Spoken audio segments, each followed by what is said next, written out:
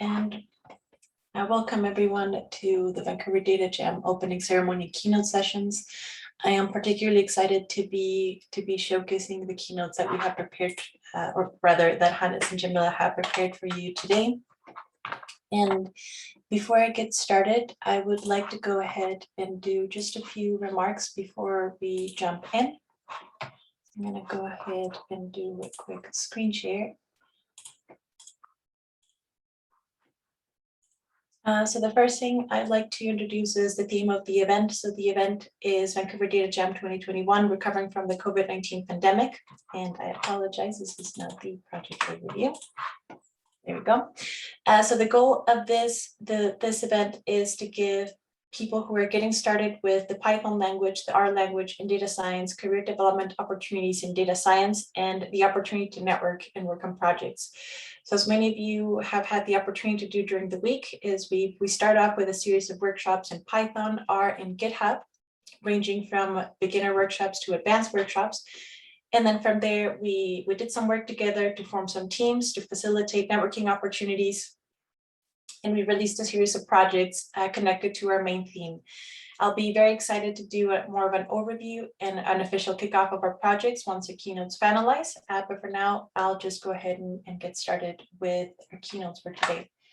So first and foremost, we want to acknowledge that the organizing team for the Vancouver Datajam, many of us reside and share knowledge on the unceded territories of the Musqueam, Squamish, Stolo, Tsleil-Waututh nations. And as such, we recognize our own role as settlers from various countries. We make ourselves available to listen, understand, and find opportunities to learn from one another. And my hope is part of project work and part of coming together to work represents an opportunity to listen and understand Indigenous perspectives as we move towards healing.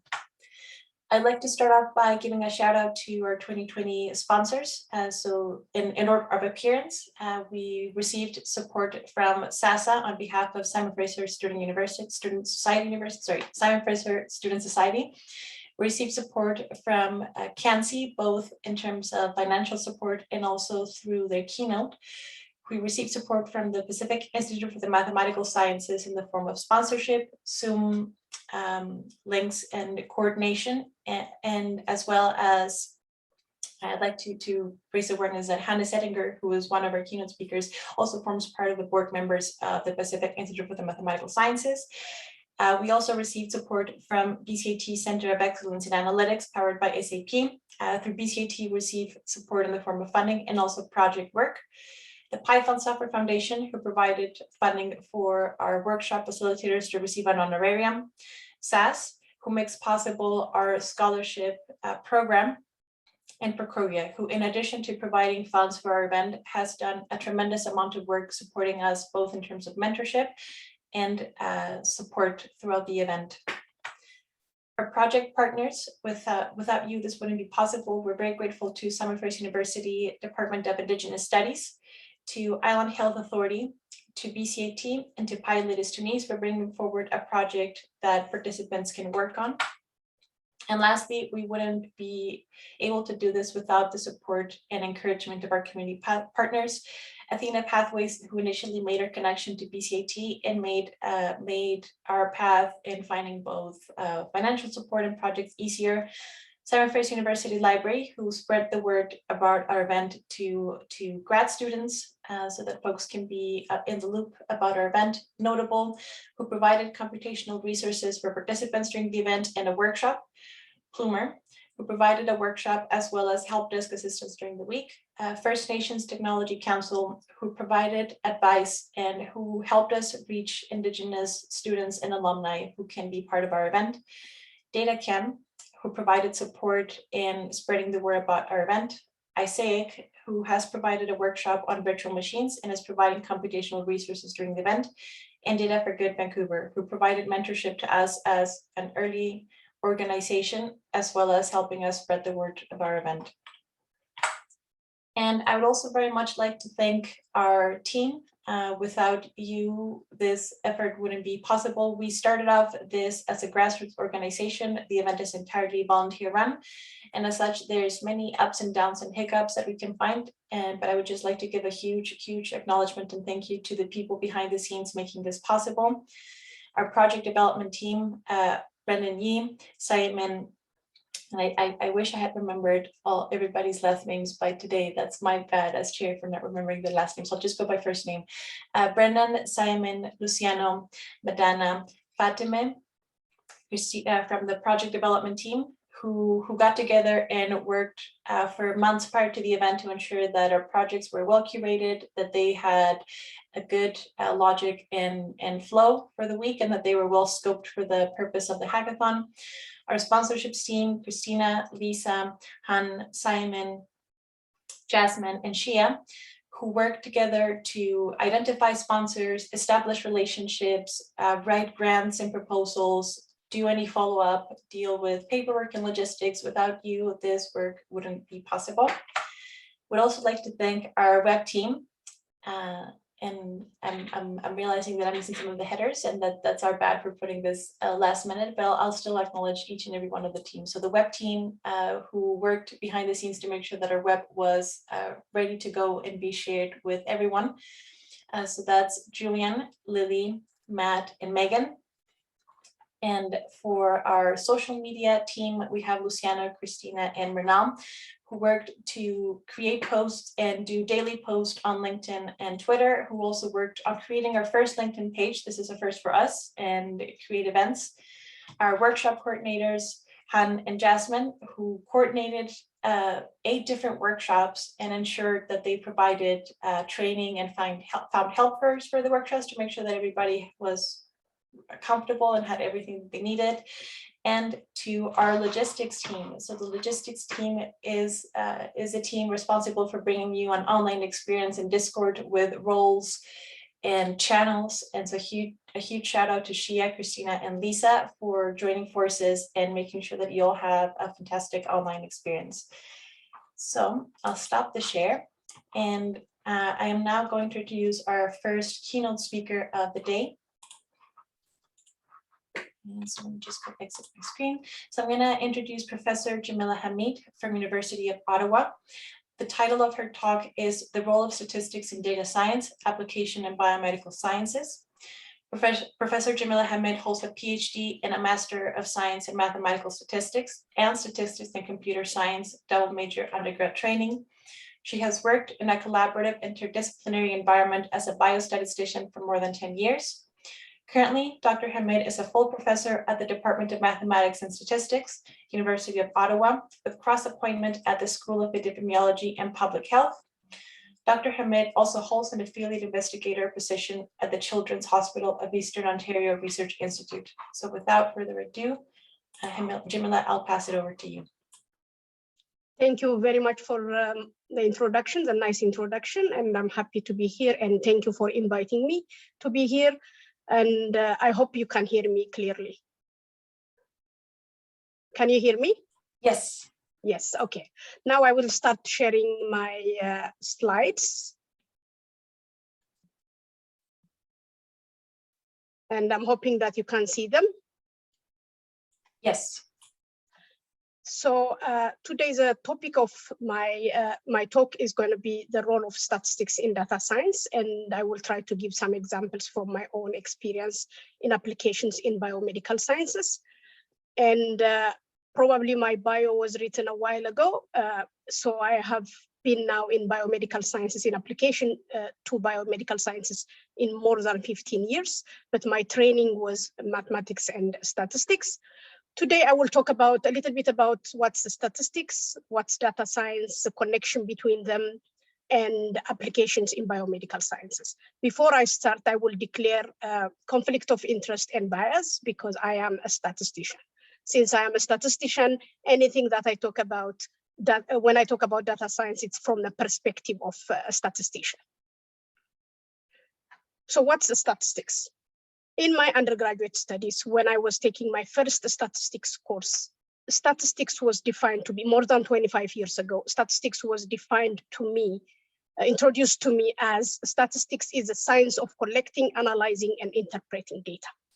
So those of you who are in the field of data science or who are aspiring to study data science and develop a career in data science, whenever I talk about statistics, you can start now connecting what I'm saying in terms of statistics to the field of data science. This definition has been updated, and the new definition of statistics, I've taken it from Statistical American Statistical Association. Statistical sciences now have a definition of measurement of uncertainty, controlling uncertainty, and communicating uncertainty. Basically, I will say it a couple of lines from now. It's basically random variables and uncertainty. So statistics is collecting, analyzing, interpreting data. At the same time, statistics is understanding the mechanism that generated the data, which is inherently subjected to uncertainty and randomness. John Tukey has said statistics is a science in itself. It's not a branch of mathematics. Statistical thinking is different from mathematics. However, we use lots of mathematical tools to develop statistical methods and to enhance the statistical methods. And I would say later that statistical methods have also benefited from a collaboration not only with mathematics, but with computer science as well as other applied areas. For example, some of the methodologies that we see in biomedical applications, they wouldn't be possible without, for example, the improvements in methodologies wouldn't be possible without the area of application itself. So statistical applications in general rely on random variables. Let me move this one because I'm not able to see my slides. So random variables, their distributions, quantifying uncertainty are fundamental concept of statistics, and even formal definitions differ from one definition to another. We will see that the central definition of statistics constitutes uncertainty, quantifying uncertainty, and measuring data and making sense of the data, capturing the information within the data and interpreting them. Statistical applications, as you all know, are everywhere. And like mathematics, as I said before, statistics lend support to other fields of sciences. What do I mean by that? Statistics is not just used in applications. Statistics is also used to develop mathematical methodologies. For example, I will talk about Rao's contribution to, for example, the field of information science and geometry. So statistics have contributed also to other areas of science in terms of methodology, not just in terms of application. So when John Tukey was asked about his area of expertise, he talked about what makes him intrigued about being a statistician. Being a statistician is very interesting because we get to play, he said, in everybody's backyard. That means statistics basically is everywhere. And we have the luxury of, for example, I have the luxury of being in an area that I like in biomedical sciences, but I don't have to be a doctor, I don't have to be a pharmacist or other content expert to be a statistician in the field of biomedical sciences. So I can still be a statistician, a mathematician, then be a researcher in biomedical sciences. So we get to really appreciate other fields of application through statistics. Especially nowadays in this information age, we are constantly being introduced and exposed to statistical concepts, not only in our professional career, but also in our day-to-day life. Not just in the current information age, in the modern era, this was predicted in 1903, long time ago, by G. Wells. Statistical thinking, he predicted, would be as necessary for a citizenship as to read and write. And we see that happening in the modern era. At that time, it was a prediction, but now we can see it in our day-to-day life, whether we are listening to the news about the trajectory of COVID infection, the vaccine coverage, and lots of things, as well as in our day-to-day life in, let's say, for example, whether we are doing banking, whether we are doing shopping, or whether we are making decisions about personal life, relationship, parenting, and etc. We are not only being exposed, we are required to incorporate statistical thinking in our day-to-day life. If you have any questions, you can interrupt me if that's allowed in, if that's the way you wanted to set up the presentation. I'm happy to answer in between, but you can also collect the questions towards the end. Before I go to the next step of my presentation, before I tell you about what does it mean to be a statistician, what's the day-to-day activity a statistician do, or what is, like, for example, doing a project from a statistician perspective looks like, I would like to mention a few famous names in statistics, mostly to highlight that statistics is not only applied in fields of research. Statisticians integrate themselves sometimes within other domain of research. For example, Fisher, the famous statistician, he was also an expert in genetics. So Fisher's contribution to genetics is as much as his contribution to statistics. And most of his methodologies were actually motivated by real life scenarios. The reason I am talking about this is you will see later on when I talk about data science, domain expertise, content expertise is required in data science. But that's not really something new, because statisticians have been doing it for generations after generations, because our work also involves understanding of the area that we want to apply our methods in. David Cox is also a statistician who have worked mainly in industries, for example, in wool industry and in Air Force industry. And his methods have been motivated by the industries he was working in, and he worked also in biomedical sciences. You could see that David Cox's, for example, contribution in statistics includes Cox regression modeling. It includes logistic regression and other aspects of design of experiment and exponential distributions, for example. Fisher, we can talk about everything. He is considered as actually a father of statistics, and we can count his contribution from information extraction in general. For example, Fisher's information is Fisher's contribution to statistics. Fisher has also contributed in design of experiments, in statistical methods used in genetics, for example, in linkage analysis. And other methods from Fisher include linear discriminant analysis and design of experiments, randomization. All this came from Fisher from early 90s, in the early 90s. Rao's work also is motivated by anthropology, archaeology, ecology, biomedical sciences, and his methodology has influenced lots of other areas, including geometry and information science. And maybe some of you in the field of statistics may recognize this person, this gentleman, William Gossett. He was a chemist and a brewer in Guinness Brewery, and he has contributed a lot to statistics, but under a pseudonym student. So you would remember student T, for example, t-test, and other aspects of design of experiments.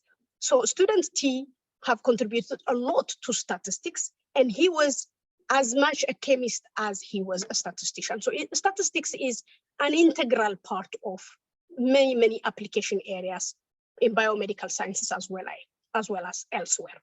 So now let's talk about what does statistical inquiry, or the steps that we statisticians follow in formulating, collecting, and analyzing data, and as well as reporting. And as I said before, even if we statisticians mostly work in methodologies applied to an area, we also work together with other people who understand the expertise, the expertise in terms of the content we are applying to. Not only that we contributed in the area in terms of application, we also contribute to the later on, for example, in the reporting and the knowledge translation aspect of it. This has been improved throughout the years because of the different capabilities and interdisciplinary working environment. We have the luxury of working in this modern era. Previously, probably some of the things that I'm going to talk about may not be possible because of maybe limitation in computations, maybe the limitation in communication between a biomedical scientist and statistician, etc. So in the old era, for example, the statisticians would have to immerse themselves in the field itself, like Fisher in genetics and student in Gosset in brewery, chemistry, in industry, and etc. So what's the first thing we do is, for example, from my experience, the first thing we do is understanding the content itself. That means you need to understand the question at hand, the problem at hand. We would like to formulate the problem and define the objectives. We would like to understand what would be the outcomes of interest. Is it feasible to measure the outcomes of interest? In what way can we measure them? If we can't measure them, is there any other outcome related to it, a proxy outcome that we can use in order to be able for us to answer our objective? Because we are assessing in what way we can implement and implement our experiment, collect the data, measure the outcomes, collect the data, etc. That's the first step. And you will see later on that data science also has that component. Now, I would like to say that sometimes you do not, of course, you have to understand the content area that you are applying your methods in, but you don't have to have a deeper understanding of the content area because it's an interdisciplinary work. There is always going to be, for example, in biomedical sciences, a clinician or an expert in laboratory medicine or any other expert in biomedical research in general will be a part of the team. So we work collaboratively as a team to define the objectives, to formulate the problem and understand what is going to be needed in order to collect our data or implement even the experiment. In the next stage, we talk about design. How do we design our study? So we are involved, statisticians are involved in the first step, in the problem, and also in the planning.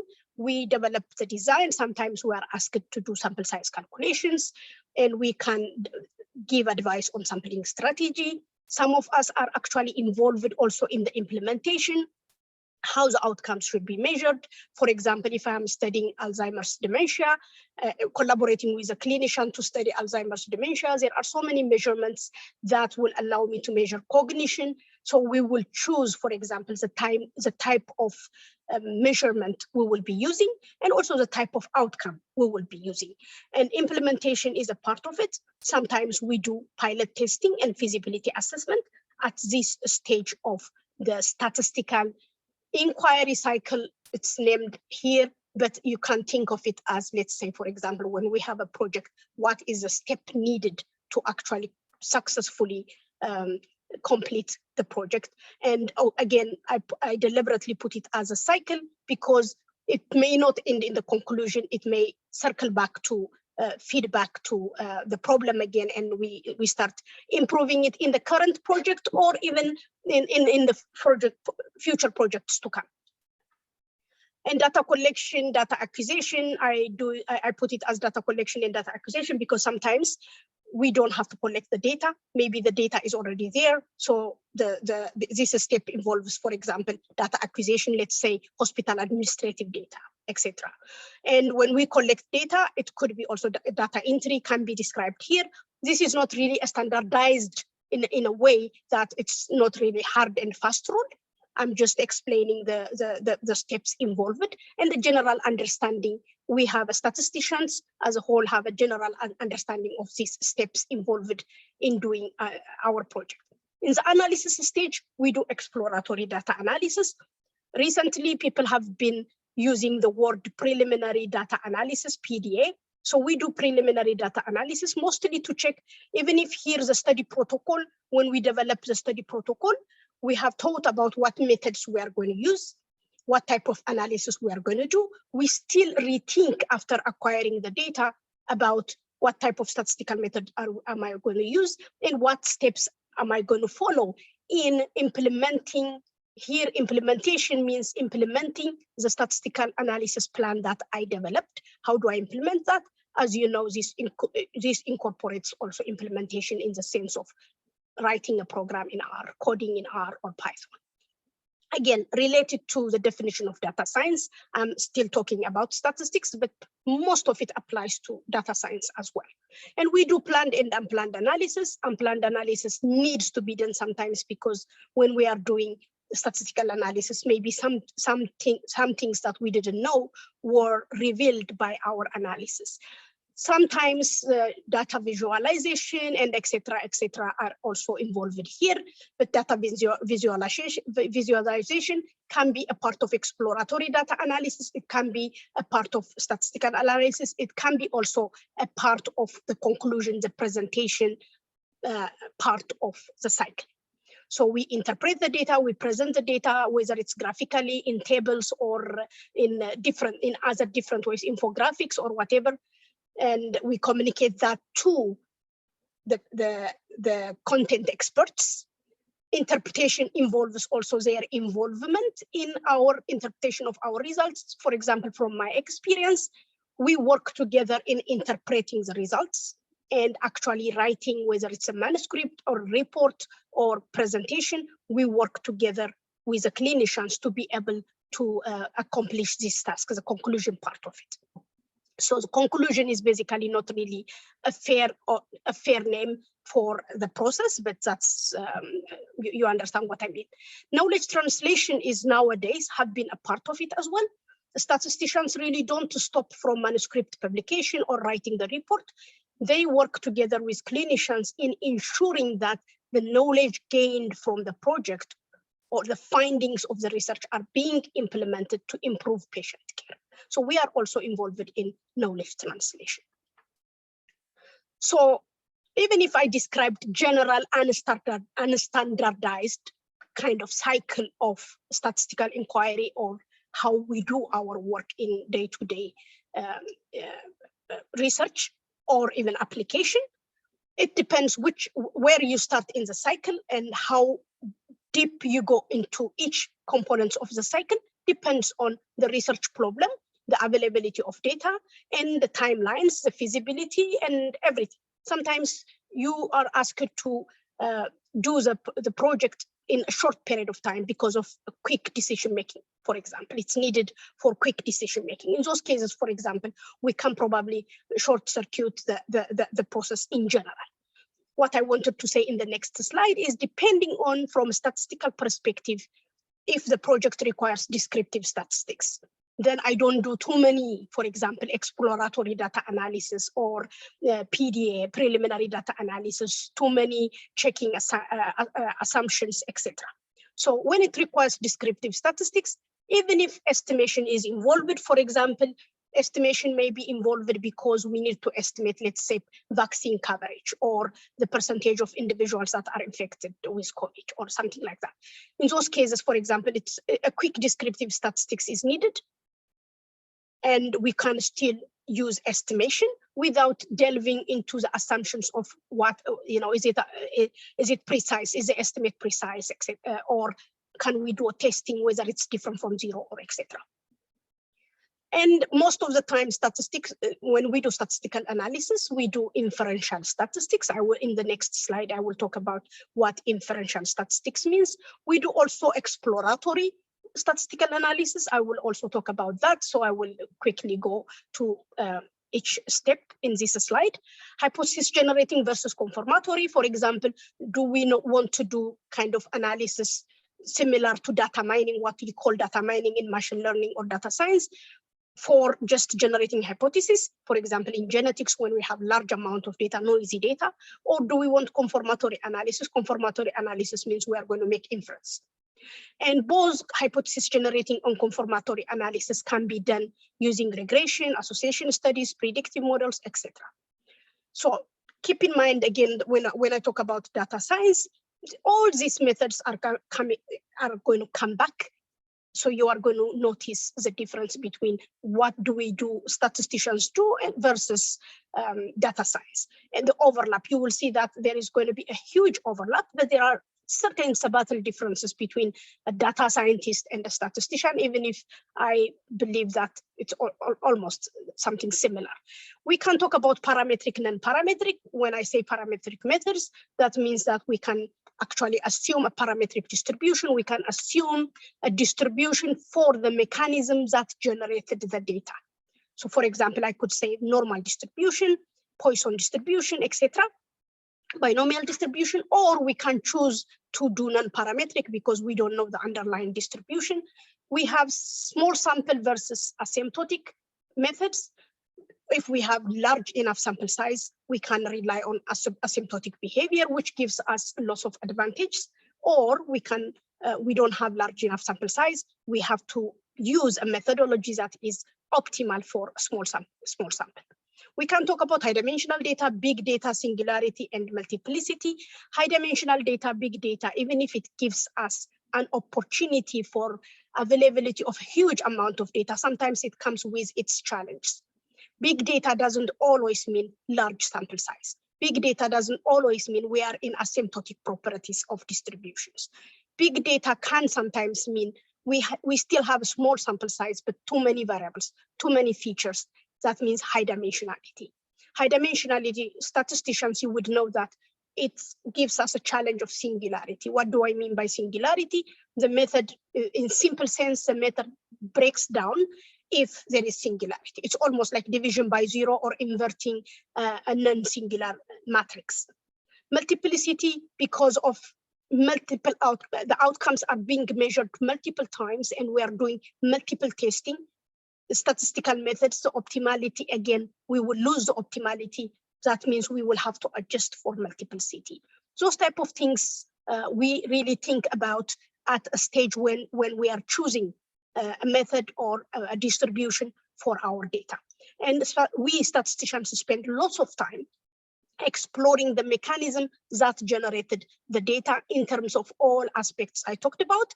At the same time, what do we want? Do we want hypothesis testing, or do you want estimation? Do you want inferential statistics, exploratory methods, etc.?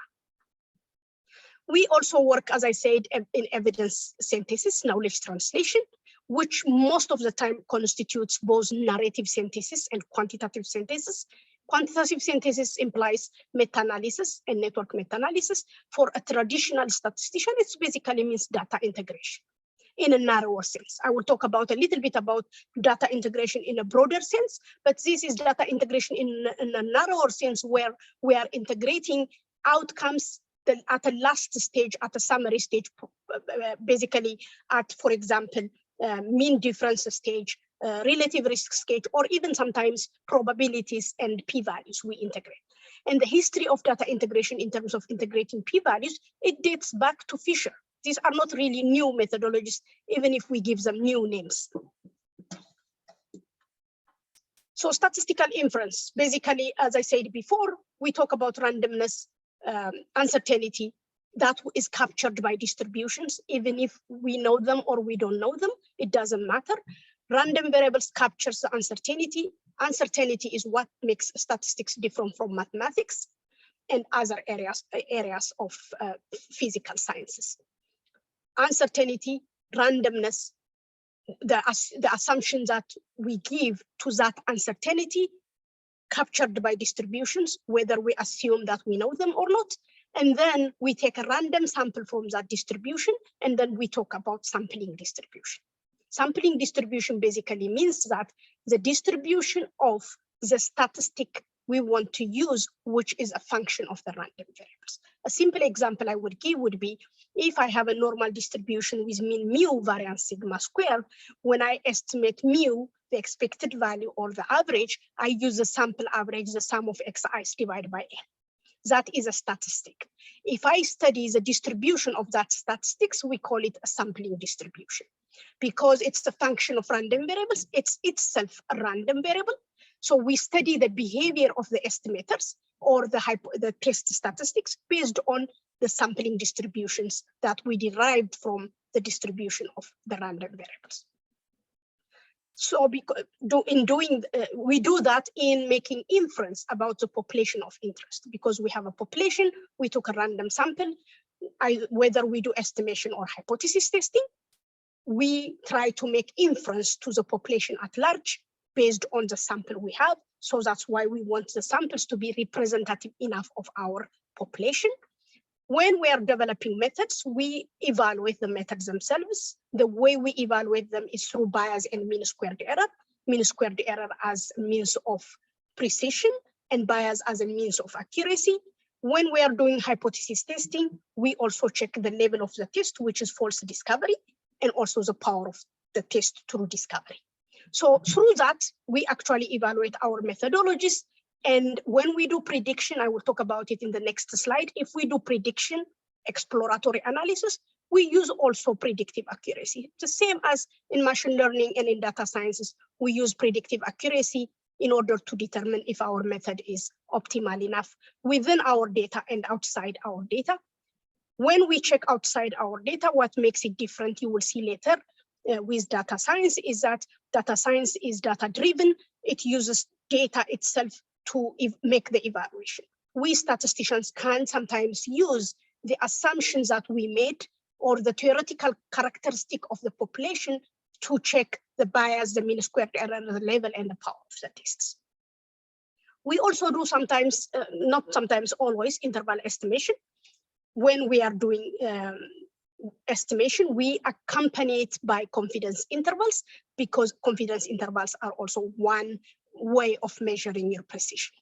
So when we do interval estimation as a way of methodology, when we are developing a confidence interval methodology, whether it's analytically using distributions or empirically using, let's say, bootstrapping, or some other permutation methods, empirical methods, we can still evaluate our methodology for giving confidence intervals using length of the interval and coverage probability as a means of optimality criteria. That means the shorter the interval, the better the confidence interval methods that we are providing, the more coverage probability we have. What do you mean by coverage probability? What's the probability that your interval contains the true value? That's how we evaluate it when we are developing a statistical methodology. But in applications, we usually just give the estimation in the confidence interval. The confidence interval indirectly is giving you the precision which would have been done using mean squared error. Without the true value, it's difficult to provide mean squared error. Bias is the same. We can see it through coverage probability, because bias in itself, if you don't know the truth, you don't know whether you are biased or not. Of course, some methodologies that are parametric, we can actually mathematically show you how biased or unbiased the estimator is. For example, one of the contributions of Rao I was talking about, the Kramer-Rao lower bound, Kramer-Blackwell theorems, all those, we use them, for example, to establish a property of an estimator mathematically, so that when I'm using the average, for example, to estimate the mean for the normal distribution, without even checking its properties, I can actually say that it's unbiased, because it has already been shown mathematically that it's unbiased. So the average, the sample average, is an unbiased estimator of the population average. Those type of things we can make a connection by understanding the underlying distribution the data is coming from.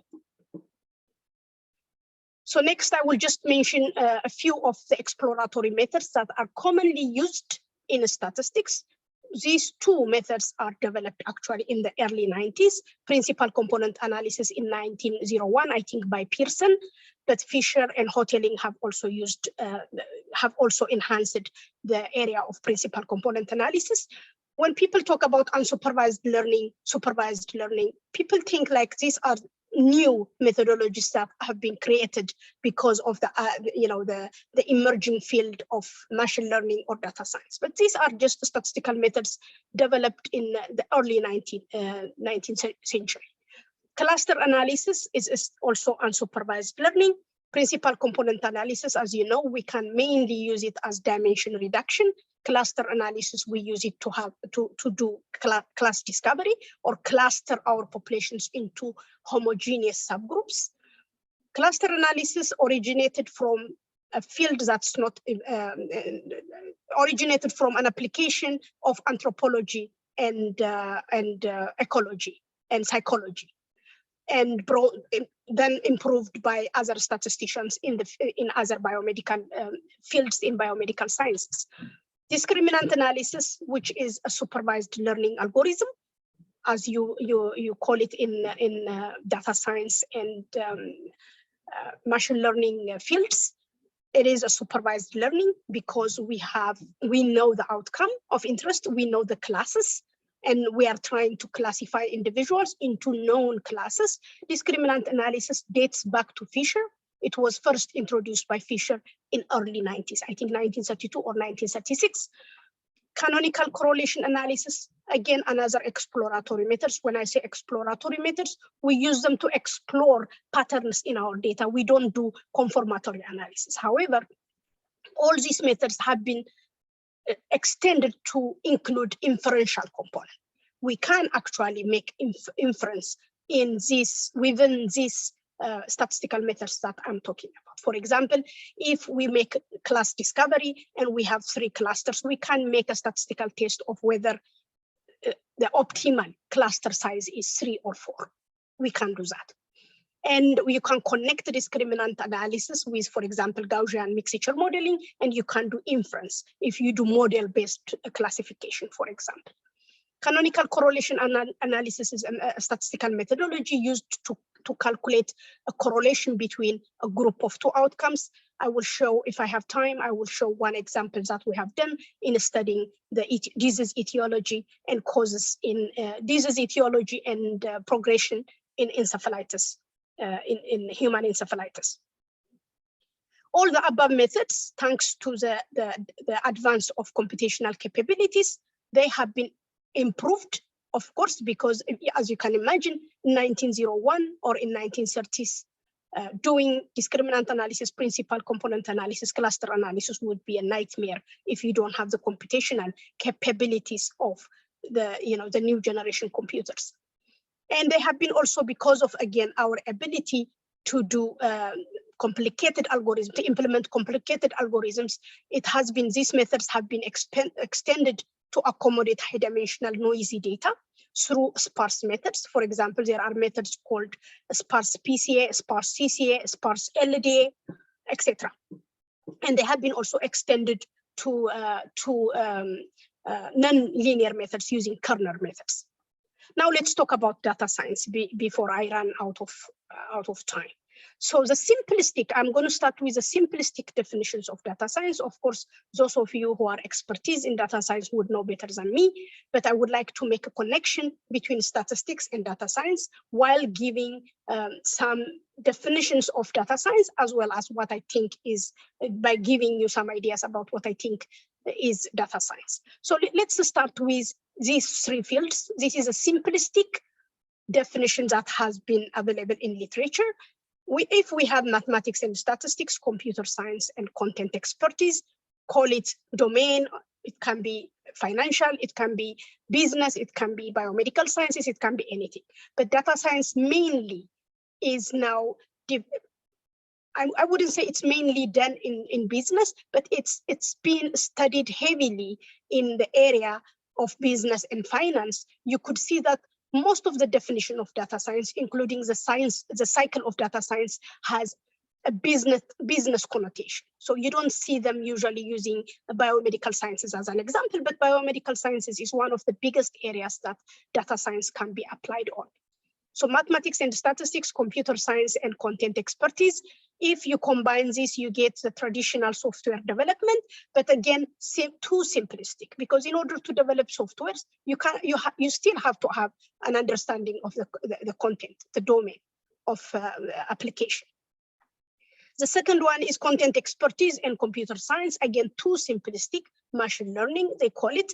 But machine learning, you still have to use mathematical and statistical methods, right? So it's not really, it's not doing justice by saying, if you have content expertise and just computer science, you can really work in the area of machine learning. No, machine learning, there are of course computer science methods like support vector machine, but we still use principal component analysis. We still use discriminant analysis, cluster analysis, and other statistical and mathematical methods in the field of machine learning. They called this one traditional research. basically traditional research is the research that I explained to you from the beginning.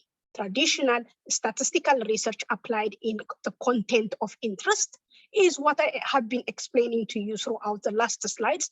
I even mentioned famous statisticians like Fisher, Cox, Rao, and Gosset to tell you what this traditional research would look like. But you can see that without computer science, without programming, without the availability of computational ability, you cannot really do traditional research either. Of course, at that time, the computer science may not have developed as much as it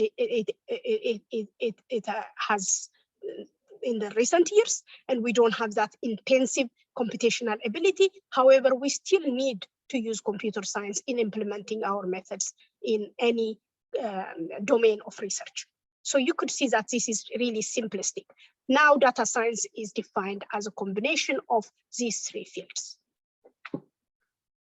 So do I still have time to give some applications? So so I will quickly skip the definitions of data science. Data science for example, by IBM was defined as a multidisciplinary approach. It focuses on getting insight from data, an increase in volume of data, as they described it, and it can involve data pre-processing, preliminary data analysis, advanced data analysis, and interpretation of the results.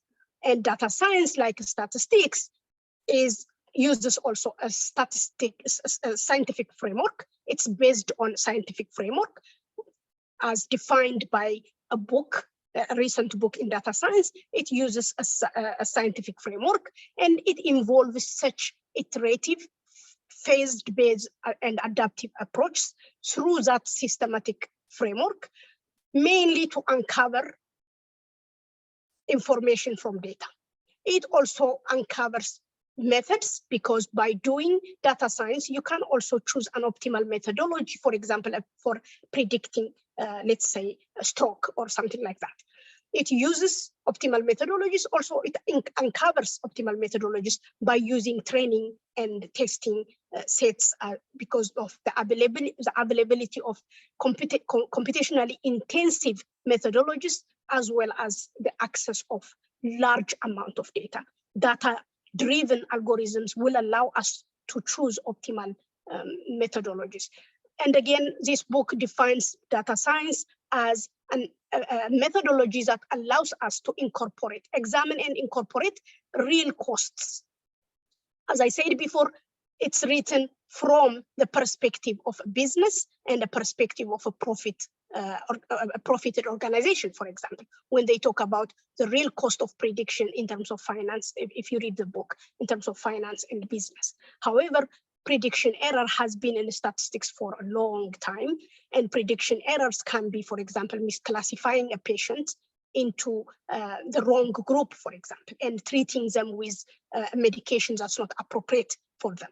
Or it would be misclassifying a patient to say you don't have the condition and send them home without a treatment that they needed. So classification has been used in statistics and in biomedical applications for a long time. As I said, it's data-driven approach, computer intensive. The programming capabilities allows us to do that. And again, written from business perspective, but this is what I have said as content expertise. Domain expertise, content expertise can be outside the business area. So the difference, at least from my perspective, the difference between data science up to now and statistics relies on data science is data-driven approach, and statistics still uses the data, but we try to understand the underlying distribution of population that gives rise to the data. And the cycle of data science, as you can see, it's basically similar to the cycle of statistics, but if you read it carefully, it says data acquisition, data pre-processing, data exploration, and here training, modeling, etc. And data visualization sometimes comes in these two, or data visualization comes also in communication. If you compare it with what I have written here, there is not really that much difference. There is lots of overlap, except that we spend too much time here. Statisticians spend as much time in the first 2-3 stages before we reach into data acquisition. So data science is data-driven. Data science have less focus on design, implementation, and data collection, at least from my perspective, as I can see data science from outside as a statistician. And it focuses less on inferential statistics and focuses more on regression analysis, data-driven regression analysis, predictive models, exploratory predictive models, exploratory data analysis, data-driven exploratory data analysis using, for example, PCA, CCA, classification, clustering, etc. And because of the computational ability and because of availability of big data, we could also, as I said before, extend them into nonlinear methods, for example, kernel-based methods, support vector machines, and other nonlinear high-dimensional approaches that we have seen in the recent years. And what makes it different, as I said before, is we focus also on the assumptions, the underlying distributions, in order to understand where the data may have come from. And they have both data science and statistics have the pros and cons in that sense. So I will quickly give you some biomedical applications, mostly from my own experience. If I have time, I will give you 3 examples. And if I have time, if I don't have time, I will quickly give you 2 examples. And I work mainly on longitudinal data correlated outcomes in the context of biomedical applications, multivariate outcomes from, for example, before and after study, observational studies, and RCTs. The underground, if you can see the background figure that I used, if you can actually read it. Sure, I'm going to keep everything brief. So if you see the background picture here, I actually used a river plot, the river plot that I developed for a project, which was a before and after study to show how outcomes move from before study to after study. So these are basically the examples I was planning to give you: gene filtering differentially expressed genes in genetics using multivariate growth curve models, cluster and canonical correlation analysis in encephalitis, and data integration in the context of kernel Fisher discriminant analysis. All the papers published. If you have access to the recorded video, you can actually explore it yourself. High-dimensional extension of the growth curve model used in genetics, Bayesian growth curve model used genetics, both from our groups. So what we did is we used it to filter genes in genetic experiments. We use multivariate methods to actually reduce the dimension of the data by removing noisy genes.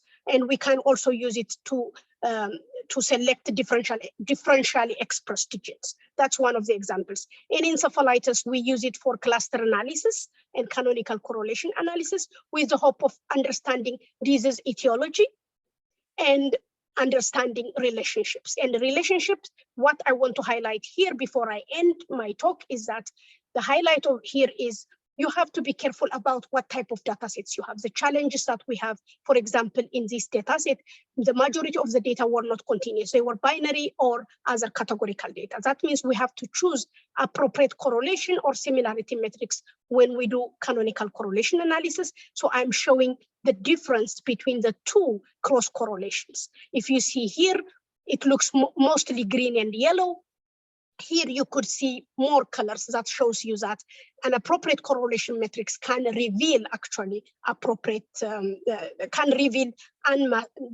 unmask the data and reveal a pattern that you haven't seen before, which emphasizes the importance of using appropriate statistical methodology, even when you are doing data-driven algorithms through data science. And this is a result of a canonical correlation. It gives you a correlation between sets of variables, and it reduces for you into some interpretable correlation metrics. And the data integration part, I'm going to skip it. At the end, I will just define a statistician for you, which I have seen somewhere to be defined as a statistician is original data scientist. And I will leave it for a discussion or a debate among yourselves. Thank you, and sorry for going over time.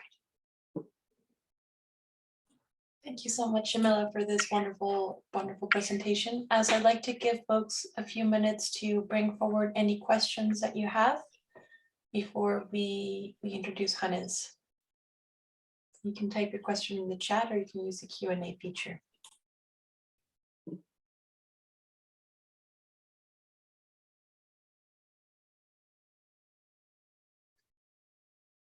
So the question is, could we get the publication information posted by Karen? Yes, if you can, if you cannot see it in these presentation slides, you can email me at jhamid@uottawa.ca, and I will be happy to give you the detailed citation so that you can you can see the papers.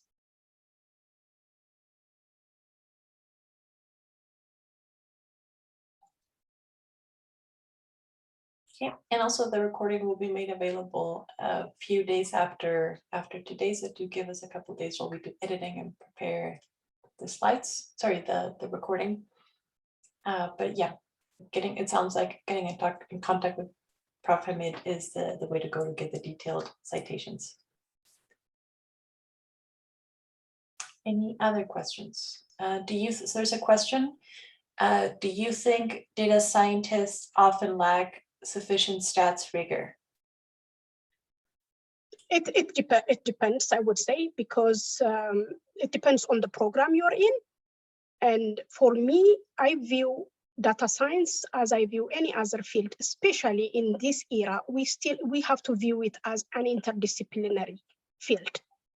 For example, when I'm working with a clinician, I wouldn't claim to know their area of expertise as deep as they know it, because they have spent years and years in understanding the mechanism of the disease that they study. Even within clinical medicine, a pediatrician has different expertise than a geriatrician. So what I would suggest is that if, let's say, the program that you are in, if the data science program that a person graduated lacks rigor statistical training, work with a statistician. There is no reason why data scientists, statisticians, mathematicians, and other expertise would not collaborate to be able to successfully work in a project. So what I don't know, it depends on the program that you graduate from. So some data scientists are actually statisticians. They have a rigor training in mathematics and statistics, but some of them probably are computer scientists. That means they are strong in the computer science aspect and weak in the math and the stats. So we can work together to be able to, to successfully implement and analyze and interpret the results from data. It sounds like there's another question. Thank you so much for the great talk, Jamila. Currently, many industry methods for machine learning and data science are borrowed from statistics, but as they have the potential to develop more computationally intensive methods, will there be novel industry-only methods? I wouldn't say industry only, because you are going to still use math and stat. To, you wouldn't just, of course, it's going to be algorithm driven, but it will still have mathematical and statistical component in any project you do, because it involves data, right? Even if your data is image data, even if your data is text data, text mining or image data, still the methodologies that you are going to apply are going to rely on statistical concepts. So I don't see statistics and mathematics being like out of anything that the industries or the field of data science would do, in my opinion. It may not be as heavy in the theoretical aspect of statistics or mathematics.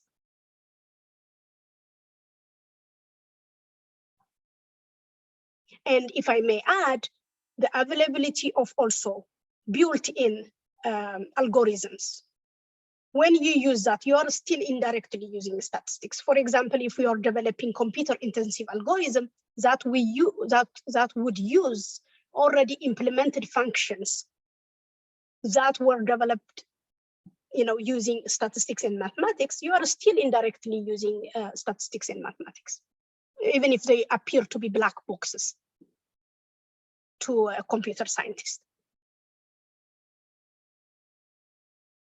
It seems there are no other questions. Thank you sincerely for preparing your presentation, Jamila. I'm really grateful that and very, very insightful. I think I have more of a math background than stats background, and I'm still grappling with many of the stats behind some of the models that I use in my everyday.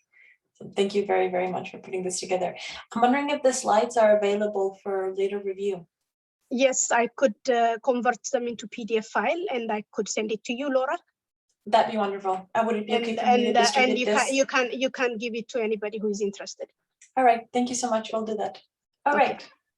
Well, in this case, I'm going to go ahead and introduce our next keynote speaker, Hannes Edinger, who is the director at Big River Analytics. The title of Hannes' talk is How to Use the Tools of Data Science to Benefit Indigenous Peoples and Organizations. Hannes Edinger is an award-winning economist, a member of the Métis Nation of Alberta, and the director of Big River Analytics Ltd, based in Terrace, British Columbia. Hannes founded Big River Analytics in 2011 with the objective of providing statistical and analytical capacity to benefit Indigenous communities and governments across Canada. Hannes and his team have since served all levels of government in Canada, and they continue to provide analytical capacity to local, regional, provincial, and federal Indigenous organizations in Canada.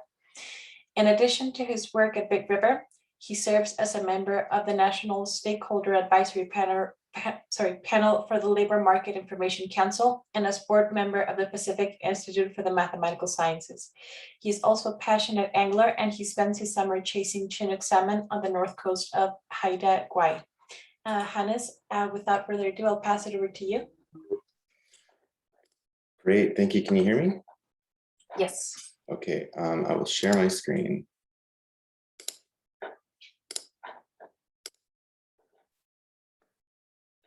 Okay. All right, I think we're all set. Thank you for the introduction. I'm normally pretty nervous giving these kind of presentations, and I'm especially nervous after that wonderful presentation by Dr. Hamid. Yeah, I guess I'll start by saying that my background is in applied econometrics. I don't think that the term data science existed when I was in grad school, but based on my brief Google search and now all the information presented by Dr. Hamid, I think much of my training would fall under the data science label today. The subject of my presentation today is using the tools of data science to benefit Indigenous communities. I'd like to preface the presentation by saying that the material that I'm sharing is accumulated through my own experience, and I think some aspects of it can be generalized. But Indigenous communities are extremely diverse, and I'd encourage some caution interpreting anything I say as a hard and fast rule. So I'll spend a little bit of time introducing Big River Analytics. I'll then discuss some principles that I think facilitate the utilization of the tools of data science in an effort to benefit Indigenous communities. And finally, I'll conclude with an example from a project that we did a while back, but I think it highlights the power of the tools of data science applied in the specific context. So our mission at Big River Analytics is to provide statistical and analytical capacity to benefit Indigenous peoples, communities, governments, and organizations across Canada. We work on a huge range of projects, but data are at the core of all of our work. I'll give a little background to kind of situate where I came from and how this all fits together. So after leaving grad school, I went to work for the First Nations Statistical Institute. It's a Crown corporation serving First Nations communities across Canada. I worked at FinCEN on developing simulation models to project Indigenous populations under different legislative regimes. I left Ottawa and headed back west because I was slated to be an organ donor for my brother, and the plan was to recover from that surgery back home. During that recovery process, I visited Terrace, which is a community up in northwestern BC on Tsimshian territory, and I simply fell in love with that region. Around the same time, the First Nations Statistical Institute was cut in the final Harper budget, and I started Big River Analytics following that announcement. Today, Big River Analytics has delivered over 300 projects. We have 25 staff. We've helped secure over $4.2 billion in federal and provincial funding, in addition to helping our clients benefit from data more generally. We're an Indigenous-owned consultancy of economists, statisticians. I think we actually have one person now whose official title is a data scientist, although I think his background is in physics. developers, designers, and management experts to provide custom solutions to technical problems. I've had to learn the hard way that in order to do data-related work at the highest level in the space that I work in, we need to draw on a broad range of supporting service areas. So specifically at Big River, we of course do research and data analytics, but that work is supported with data-focused management consulting. So helping our clients with data governance frameworks, privacy, cybersecurity, that sort of thing. Facilitation and engagement is an important piece, design and communications, and finally, digital development, so web development, design, and custom database work.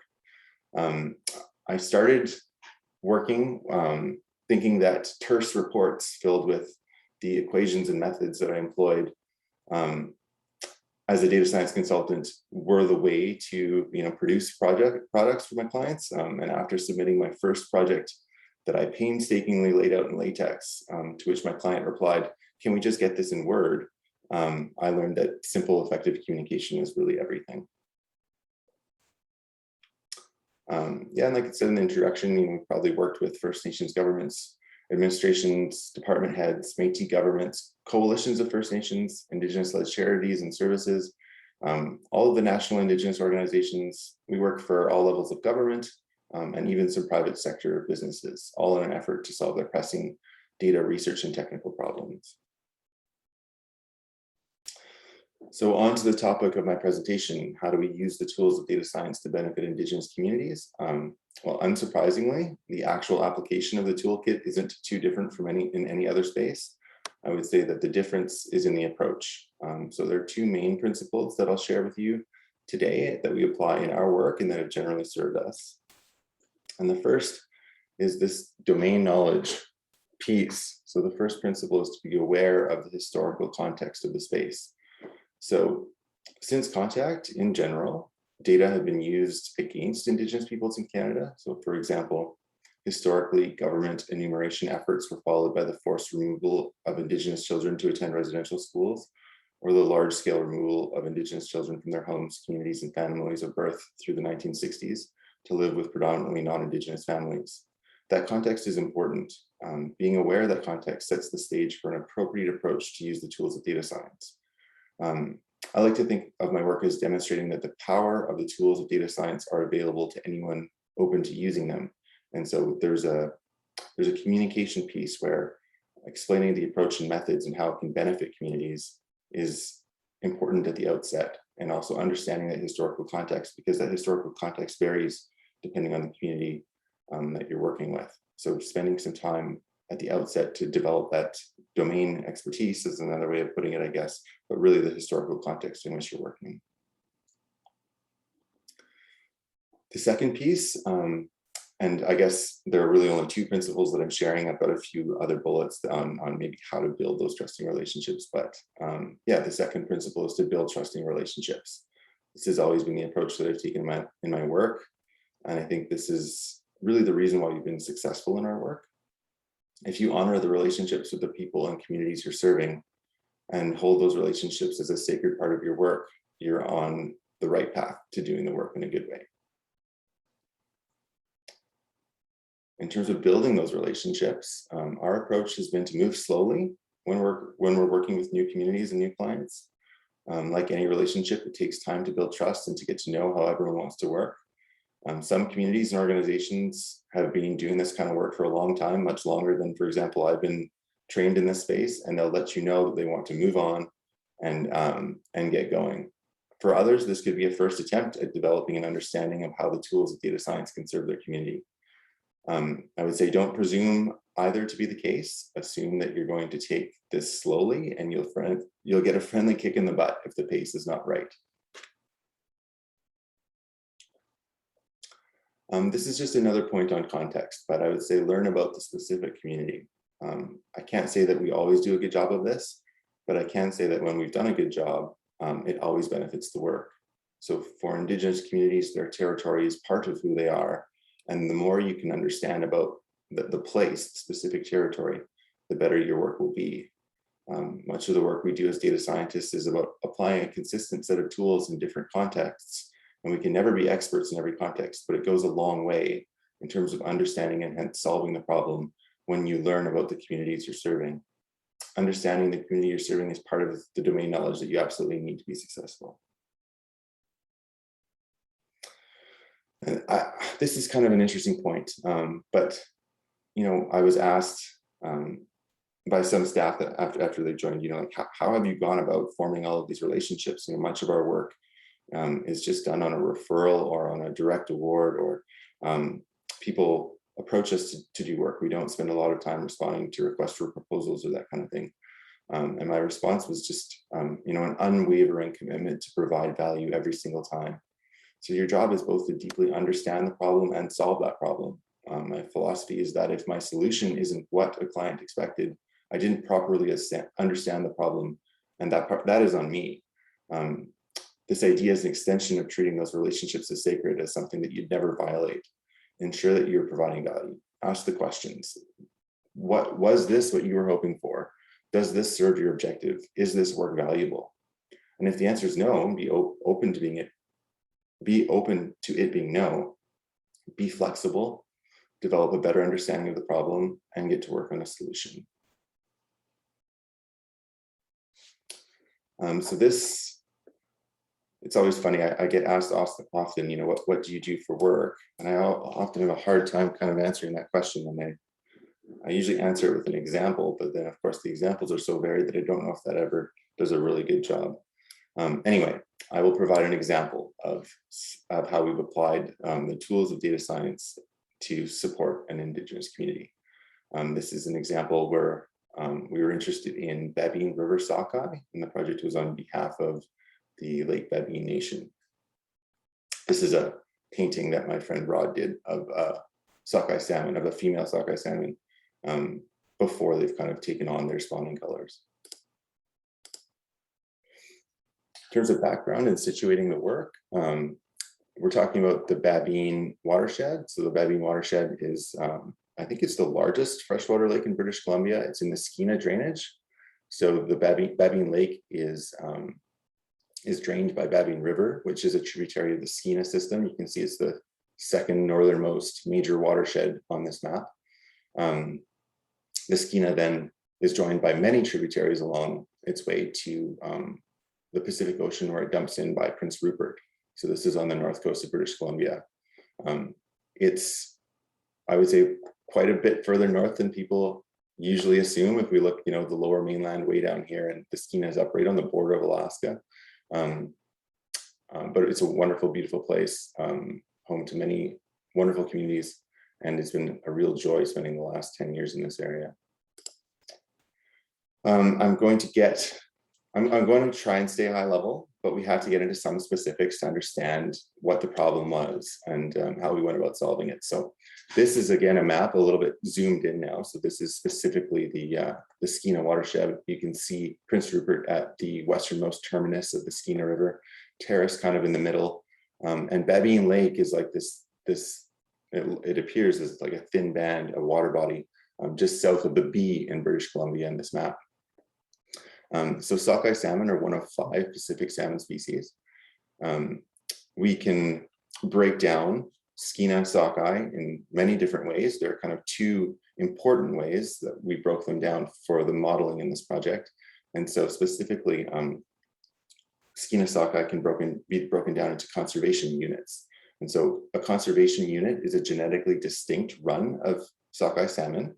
They're genetically distinct because they've developed adaptations to their specific natal streams. So for example, a sockeye salmon with a very long migration path would have higher fat reserves than a sockeye salmon that had a relatively short migration path, or there would even be physiological adaptations. For example, salmon that have natal streams that require that they cross, you know, rapid, high volume rapids or waterfalls would have physiological adaptations to make that migration. And so these subspecies, these conservation units, are genetically distinct, and we value that diversity because those adaptations help the salmon recover from environmental changes like climate change and also catastrophic events like massive flooding and that sort of thing. Having that genetic diversity is something that we value. And for specific First Nations, they might value some of those adaptations for other reasons. So for example, Lake Babine Nation, their preferred food fish are the Babine river fish. So sockeye salmon can also be differentiated into lake spawners and river spawners. Babine river fish are river spawners. They have on average higher fat content, larger body size, and they are the preferred food fish of Babine Nation. It's important to understand a little bit about the life cycle. And so once the fish has spawned, their fry emerge from the gravel in the spring, and sockeye salmon spend a little bit of time in fresh water before migrating as smolts out to the Pacific Ocean. They then do a big, large migration feeding on plankton before they return back. The first land masses and coastal regions that they encounter are along the southeastern Alaskan coast.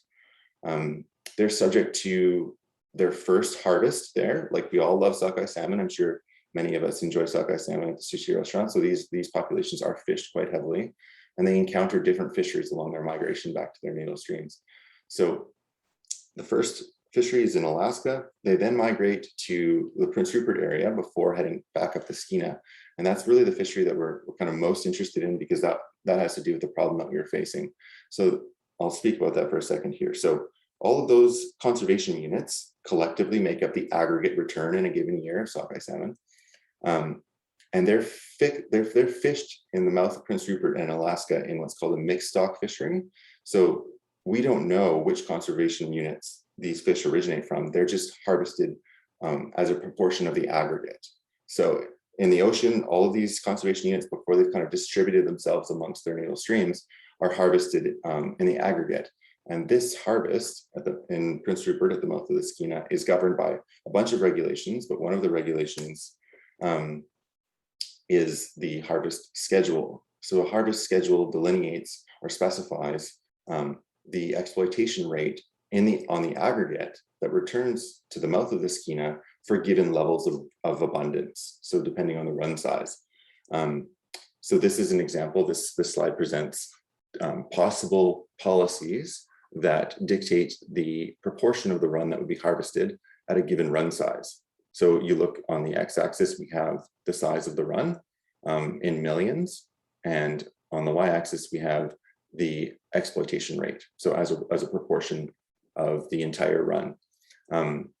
This is the salient problem that we were faced with, because what was happening was there was a proposal to change the harvest schedule. So specifically, they wanted to harvest more fish at lower levels of abundance, because the modeling that had been done suggested that this was a sustainable approach. So there's this theoretical concept called maximum sustainable yield. This is the amount that you can remove from a biomass and have it sustainably perpetuate. If you look on the aggregate, the maximum sustainable yield suggested that we could harvest at higher levels for lower levels of aggregate abundance. In consultation with Lake Babine Nation, they expressed that some concern. Their concern originated from the fact that they observed sometimes small runs of Babine river fish in years of high aggregate abundance. So to me, I heard that and I thought, okay, well, maybe individual conservation units are not correlated with the aggregate. And so we investigated that and found that indeed there was a relatively low correlation, particularly for Babine river fish with the Skeena aggregate. And so we needed to build a model to communicate the risks and the potential opportunities for different harvest schedules in that mixed stock environment. So our solution, because of my training probably, was to build a simulation model. I won't get into all of the steps specifically, but the process here was to basically see, what data were available, which salient aspects of the dynamic process could be modeled. So which ones could we, specify parameters for, and ideally, capture all of those key pieces, all of those key steps: the Alaskan harvest, the mixed stock harvest, the in-river harvest, also the reproductive cycle and anticipated reproductive capacity or productivity of these populations. Model all of that, and then include in one of those components a model of that mixed stock fishery that we could then vary harvest policies for, and then get an understanding of the impact of that that aggregate mixed stock harvest on individual CUs.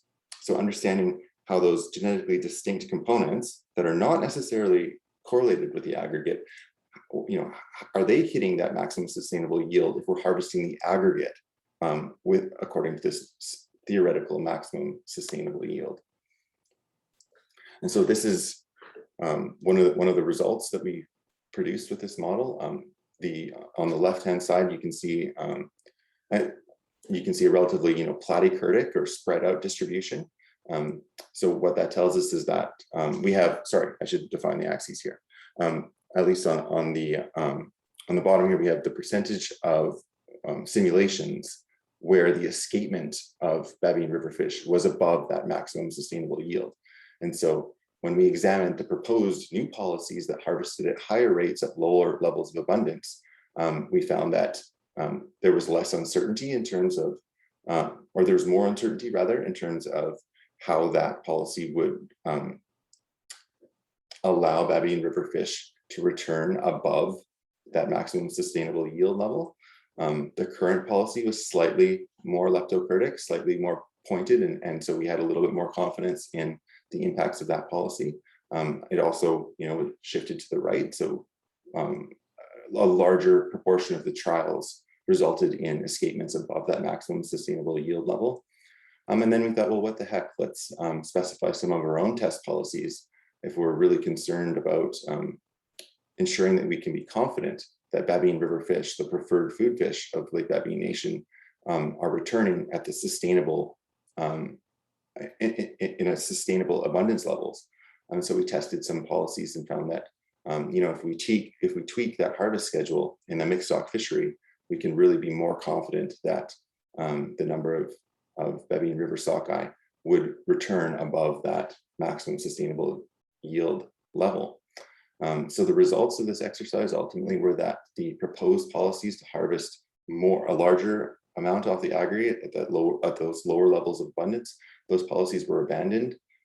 We didn't get to implement our test policies, but the current policy remained the same because, we were able to demonstrate that the lack of correlation in those individual CUs produced these results where higher levels of harvest at lower levels of abundance generated lots of uncertainty on CU level performance as it relates to escapements above that maximum sustainable yield level. So that felt like a big win, like a big success story, and one of my favorite examples when I try and describe the work that we do. And these are some more paintings from Rod. This is, I guess, I described the fry, and then the smolts, and then the ocean phase with this kind of like beautiful, glorious silver fish, and then they get their lovely spawning colors when they return back into the river. Thank you so much for this talk, Hannes. I'm particularly interested. I've done I did kind of a little bit of a simulation prior to the policy piece where we just take a look at the impact of harvesting on the salmon population. One of our attendees here was one of the co-authors for this notebook, Bryce Haley. So he worked with us on implementing a simulation and a math model that takes a look at greedy strategies on the salmon populations, but we didn't get the chance to do the different policy scenarios. So thank you very, very much for sharing this. So I'm wondering if folks have any questions or any thoughts that popped up that you'd like to explore more before we wrap up.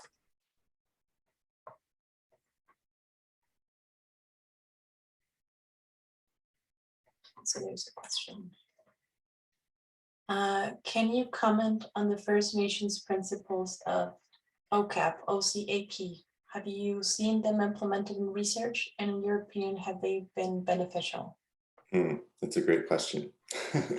Yeah, I mean, the principles of OCAP, so ownership being the first principle.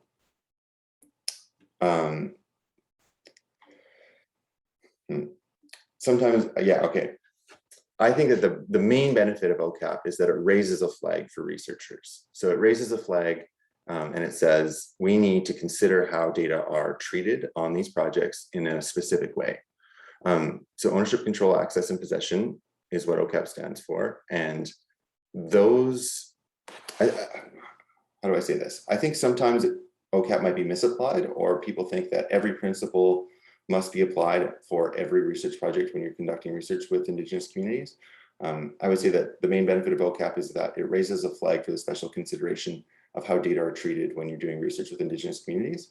And each of those principles should be investigated, and we should think carefully about the extent to which they apply for the project at hand.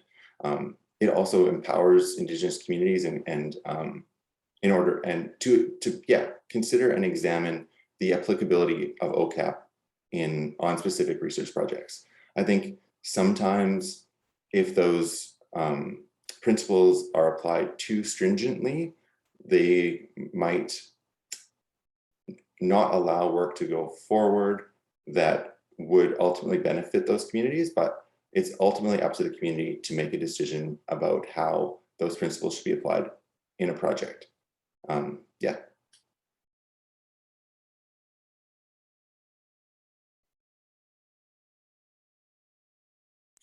Thank you. There's another question.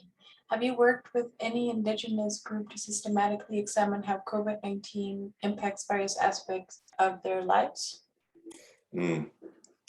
Well, I have a few proposals out to look at that. I mean, one of the proposals that we have out is to look at the wealth distribution effects of the change in real estate prices in Canada for different groups. So if you draw, a circle around different groups in Canada, there are different home ownership rates, and Indigenous Canadians tend to have a lower home ownership rate than non-Indigenous Canadians. That's not true in all specific circumstances, but in general, that's the case. And so if you look at some of the policy response to the pandemic, which ultimately translated into significantly higher real estate prices over a relatively short period of time, that has wealth distribution effects. And so we're interested in seeing how those policy responses affected the wealth distribution in Canada, specifically between Indigenous and non-Indigenous Canadians. That's one piece.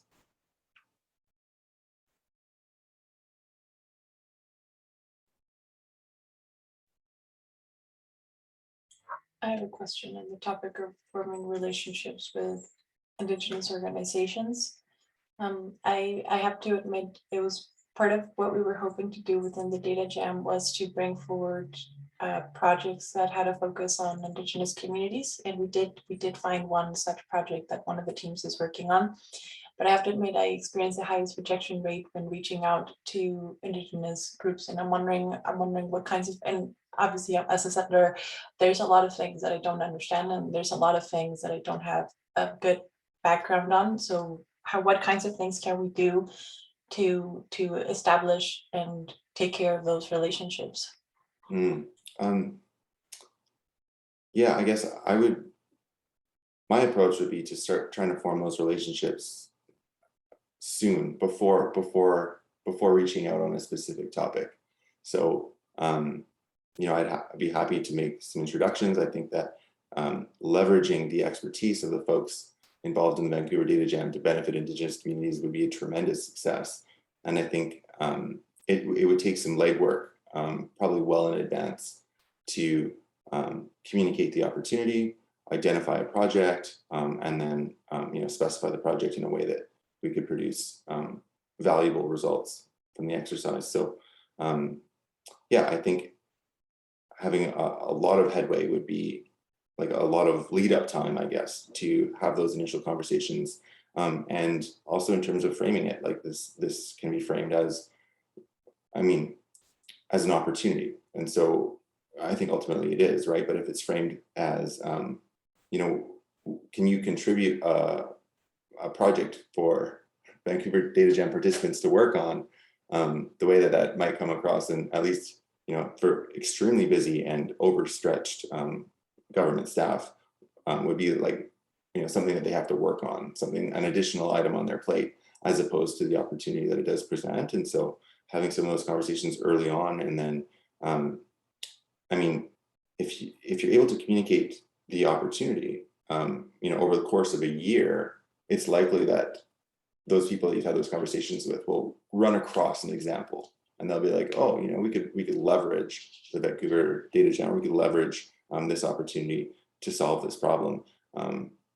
That's generally how our work is done, right? That we have existing relationships with many organizations, with many communities, and and they're well aware of our capacity. So they're well aware of the work that we do and what we're able to do. And those needs arise.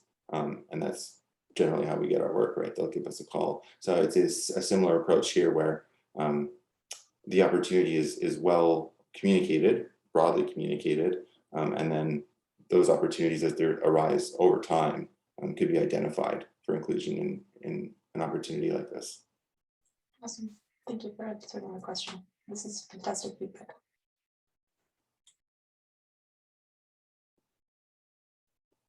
There's another question. Have you ever had to do a project based on Indigenous traditional knowledge and data science, and how did you navigate it? Well, I mean, to the extent that, I mean, I would just point, I guess, to the example that I provided where, you know, the concern of the community originated with some traditional knowledge around the fact that many of those, many other conservation units might be having great years, and Babine River doesn't necessarily have a great year when the aggregate abundance of Skeena sockeye can be quite high. I think the question is probably more getting at like how to integrate Indigenous traditional knowledge in a data science framework. And I can't say that I've cracked that nut. Usually we apply a pretty Western lens to most of the problems that we tackle. I think we're getting closer to, yeah, I guess applying those tools in a more appropriate way and with the communities and clients that we work with. But by and large, we take a Western science approach to most of the problems and try to create and facilitate a space to learn from the true domain experts, which of course are the clients and communities, and integrate that into the framework that we use for the analysis. But I can't say that we've kind of cracked the nut in terms of how to apply data science and in conjunction with Indigenous traditional knowledge. I do think so far the best way has been creating and facilitating a space to learn that domain knowledge, which comes often in the form of traditional knowledge when you're working with Indigenous communities, and you get the best results when you do that very effectively.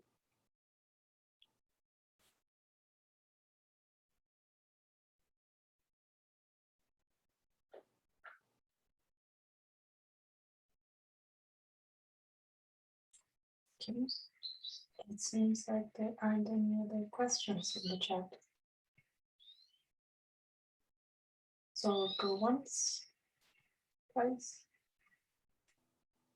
3 times. All right, I think this is a wrap. So thank you very much, Hannes, for your wonderful presentation. Thank you. And thank you for the invitation. Thank you everyone for attending and for bringing your questions. And as the last item before we let you go and do project work is I'll make sure that I introduce the projects for this year so that everybody has a chance to get a look at what we have in store. So I'll just do a quick screen share.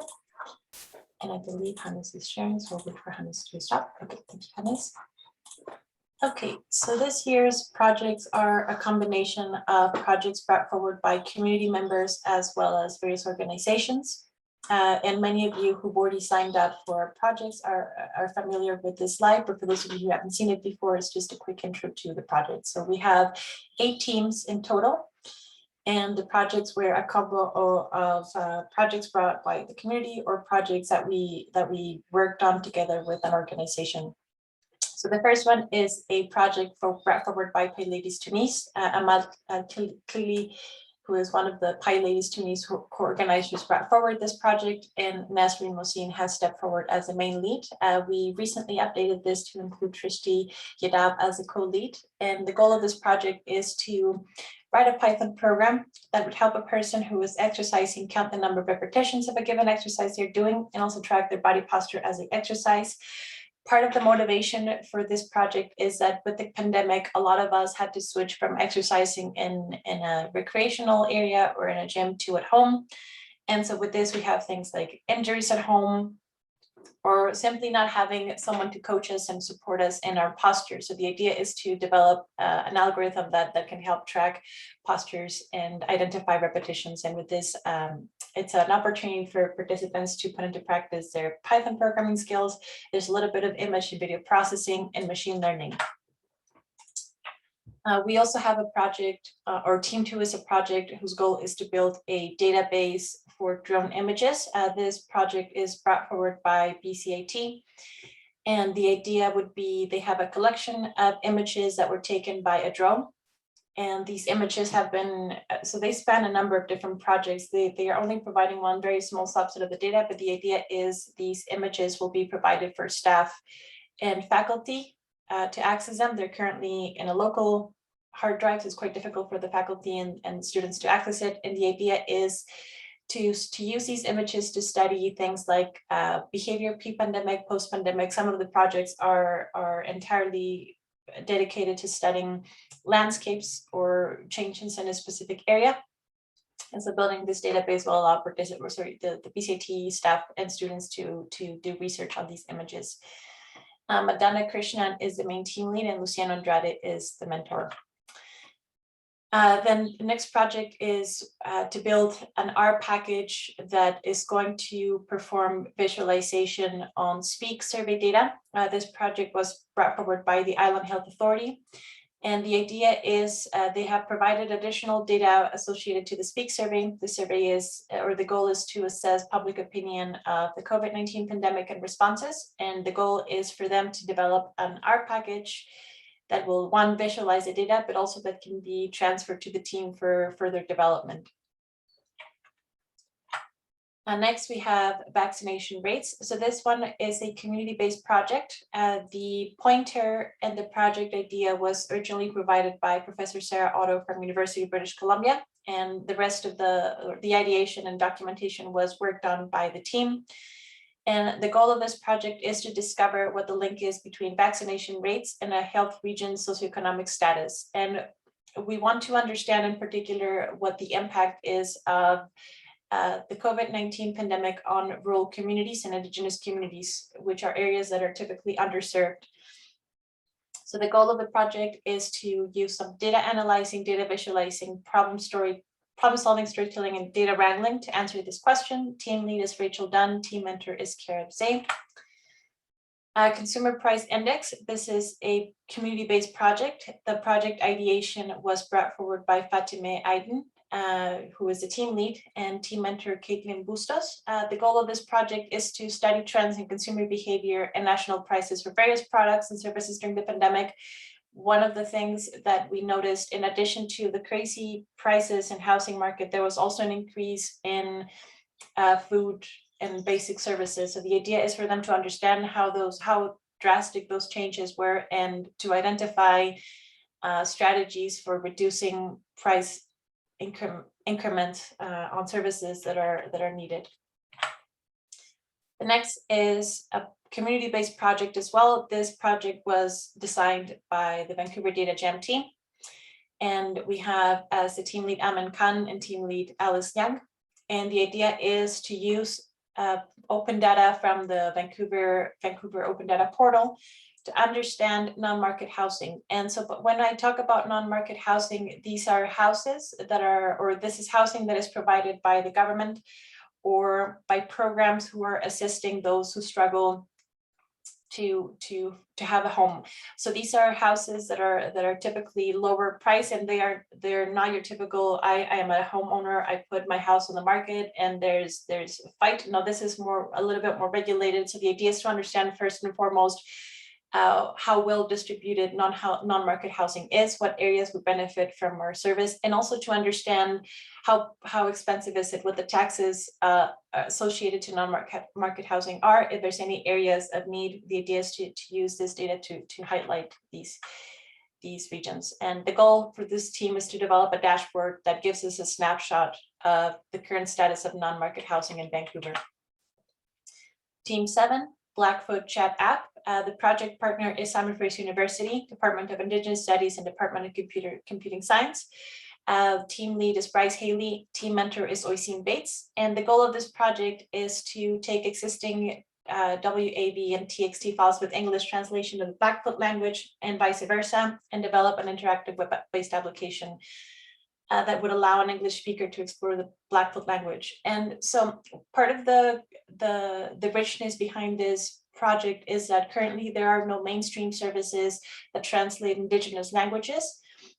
And so this would be a first attempt at developing a tool that would allow someone to learn the Blackfoot language, but also it would allow a Blackfoot speaker to learn the English language by interacting with the platform.